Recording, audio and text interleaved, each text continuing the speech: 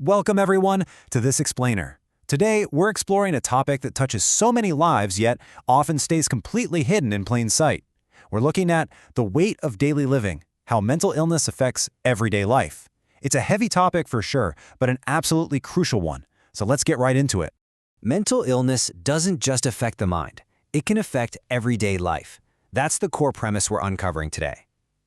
We so often treat mental health struggles as these purely abstract emotional states taking place entirely in someone's head. But the source material we're looking at today completely shatters that idea.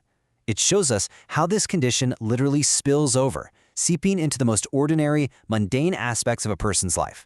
We're talking about how it dictates a morning routine, job performance, managing a home, and even how people connect with the ones they love. It's not just a state of mind. It's a full-body, whole-life experience. Okay, let's dive into this by tracing a single day to truly understand this invisible burden.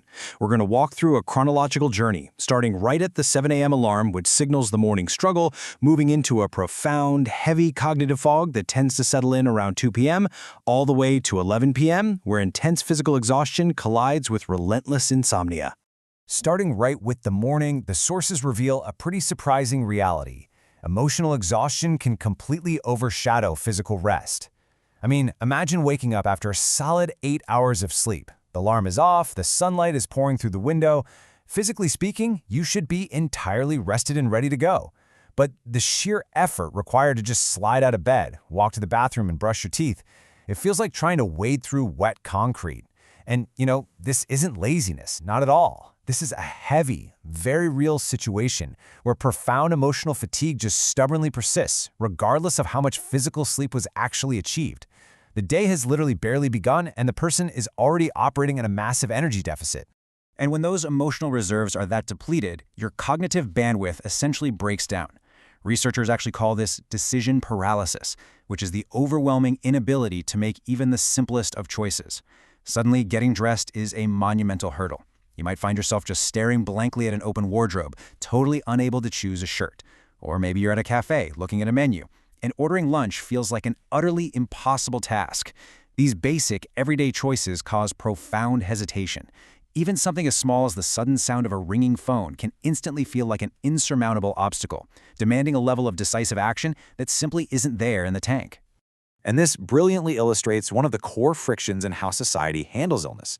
Think about it. With a visible physical illness, like a cast on a broken arm or a high fever, society instantly understands, right? We forgive, we accommodate, we open doors. We say, hey, take a sick day.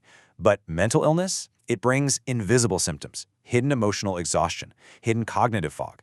And because of that, it is so easily misunderstood. Society entirely misses the university student sitting in the library, staring at a blurred textbook, reading the exact same paragraph over and over again without comprehending a single word. Because the struggle doesn't come neatly wrapped in a visible bandage, it is often met with impatience rather than grace. Sadly, that lack of visible grace extends right into the private spaces of the home, creating a household standstill. When just existing takes every ounce of your energy, basic daily duties become totally overwhelming. You start to see dirty dishes accumulating in the sink, laundry left sitting in baskets untouched, unopened mail just piling up on the kitchen counter. And it's crucial to understand, this isn't about being messy. Actually, scratch that, it's more like a silent paralysis. The individual might just be sitting in the middle of the room, totally aware of the chores surrounding them, but feeling entirely frozen and completely unable to tackle them. The physical environment just begins to mirror that internal chaos. So, why do we pull away when we need support the most? I want you to just sit with that question for a second. Think about your own life, or maybe someone you love. When things get incredibly heavy, instead of reaching out, we often see missed phone calls. We see text messages piling up unread. We sit through uncharacteristically quiet family dinners where the person is physically sitting right there, but emotionally, they've entirely withdrawn. And this withdrawal isn't born out of malice or anger. It's born out of this intense, crushing loneliness and a feeling that maintaining those interpersonal connections simply requires way more energy than they have left to give. Imagine a vibrant park on a beautiful, sunny day. It's full of people connecting, laughing, just enjoying themselves. Now imagine standing on the very edge of that park, watching it all quietly from a distance, feeling entirely, utterly separated from it. That's a perfect metaphor for the poignant contrast between the bustling, energetic outside world and the profound internal isolation of someone navigating mental illness. Friendly invitations might be pinging cheerfully on their phone, but they choose to stay home alone, watching the world move forward while they feel completely anchored in place. The gap between what they're experiencing and what the rest of the world is experiencing, it just feels impossible to cross. Let's move to and see how this builds into an undeniable physical reality. Because mental illness doesn't just stay neatly confined to your emotions. No way. The emotional numbness and constant anxiety eventually manifest as tangible, physical pain. We're talking about insomnia, lying awake in the dark watching the clock tick from midnight to the early morning. And naturally, that leads to severe daytime fatigue. We see skipped meals from a total loss of appetite and persistent, nagging headaches. It becomes this relentless 24-hour cycle where the distressed mind literally begins to break down the healthy body, making that climb back up feel even steeper. But, and this is so important, there is a climb back up. The source material outlines clear pathways to healing, beginning with actionable, gradual steps. Step 1, talking to a mental health professional, finally putting words to that invisible weight. Step 2 involves rebuilding the foundation. That means practicing mindfulness, journaling, maybe slowly reintroducing exercise to help reconnect the mind and the body. And step 3 is carefully opening that door back up, reconnecting with supportive family and friends.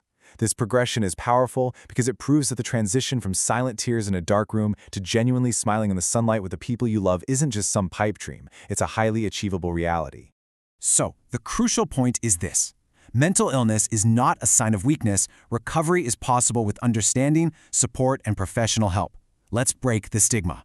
That quote from our source material really hits the nail on the head. The daily struggle we've spent this explainer exploring today, it doesn't make someone weak. In fact, fighting through it every single day requires an immense amount of strength. And by bringing these invisible struggles out of the shadows, by actually having these open, honest conversations, we start to chip away at the stigma that keeps so many people isolated. To wrap up, I want to leave you with a final provocative thought. How will you change the way you see the invisible battles of those around you tomorrow morning? The next time someone is unusually quiet, or takes just a little too long to make a simple decision, or leaves an email unreturned, I hope this explainer helps you pause. I hope you remember the heavy, invisible weight of daily living we've uncovered today.